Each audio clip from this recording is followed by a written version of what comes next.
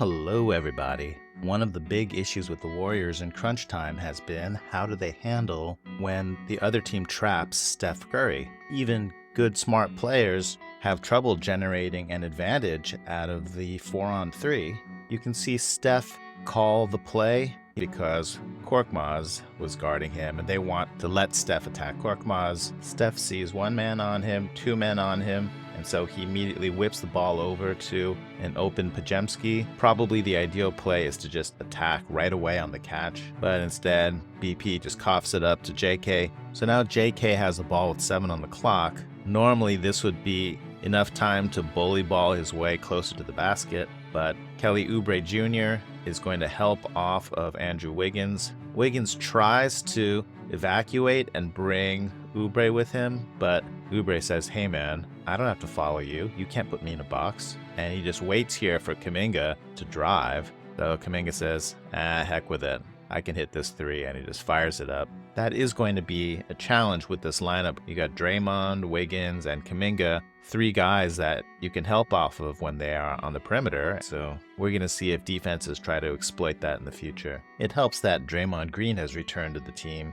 Here, in the quick counterattack, somehow Draymond realizes that he's the one being guarded by Korkmaz. So he says, heck yeah, I'm going to go up and set a screen. Let's do this. Draymond sets this flat screen. He wants Steph to take the screen and just run into Korkmaz to force the switch and then lock it in. But Korkmaz doesn't have to be convinced. He says, I'm a lover, not a fighter. I'll just come and switch on to you. Draymond slips the screen. KJ Martin says, we want to play with you forever and ever and ever. Steph immediately hits the eject button. This is a very unusually far trap. These 2 defenders are practically off the screen at this point. So now this is a full 4-on-3.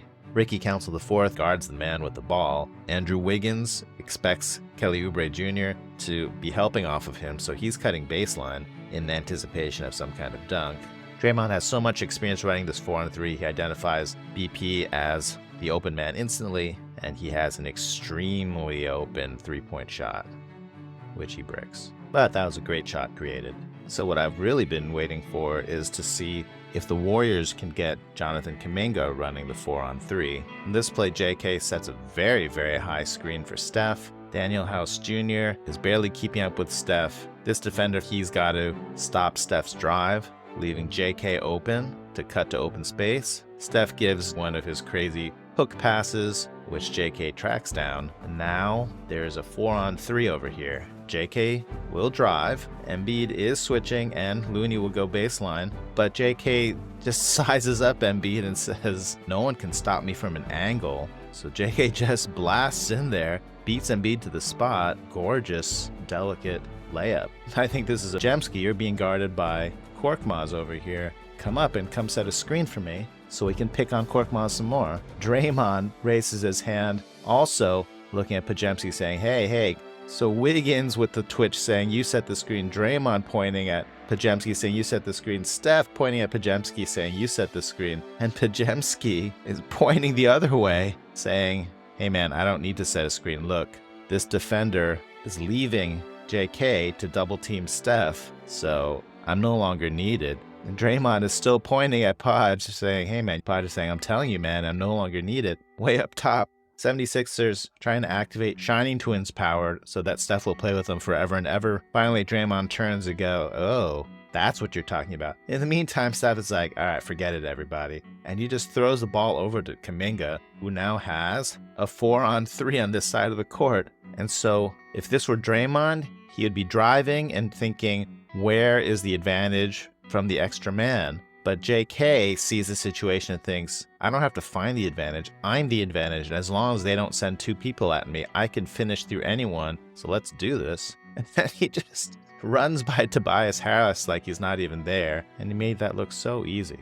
The Warriors did run this one fun play out of a timeout. After some preliminaries, JK comes running from a long distance to come set the screen on Steph. When Steph takes the screen, Embiid's starting to drift forward. Then Steph does the unexpected. He just fires this pass to Draymond, set up as this relay station on the side. Kaminga immediately cuts to the basket.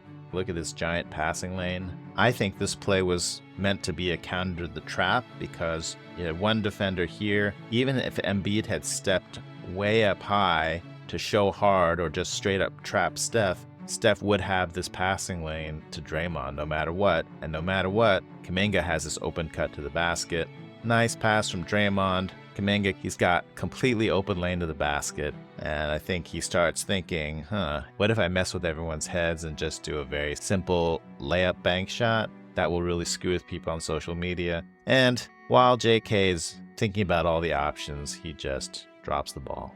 But it was a great play. I think we're going to see that play more in the future. All right, can't resist talking about one last play. Foreground, Steph with the ball, Draymond pointing, whirling his finger around. Looks like he's trying to set up some kind of play. In the meantime, Steph says, hey, wait a second. This is Danuel House. He's the guy we want guarding me, so we don't need any more screens. Let's just do this. Steph drives one way, gets House turned, leaning this way. Draymond turns and says, oh, I guess the play is on. Never mind about all our setup. House takes 1 step, 2 steps in the wrong direction. Steph says, step back. And he looks into the stands. I think he's actually looking at the 49ers who were visiting the game. And he's saying, I just want to confirm, did you see that unbelievable move I just made? Yeah, you did? Good. Because if I break a tree's ankles in the forest, did I really drop it? In the meantime, on the bench, we have like a whole United Nations of different 3 celebrations. Kevon Looney is going to come in with the classic OK3. Nice one, Kevon. I can't see who this is. I'm not even sure that's a player, but they've got the classic Hook 'em Horns 3. Trace Jackson Davis is pulling out the 3-gun. Very nice. And Chris Paul, with his unbroken hand, is flashing Fleming's right-hand rule. I appreciate the hustle, CP3. Even with one hand, he can celebrate a teammate's 3 while also teaching us all about the direction of induced current.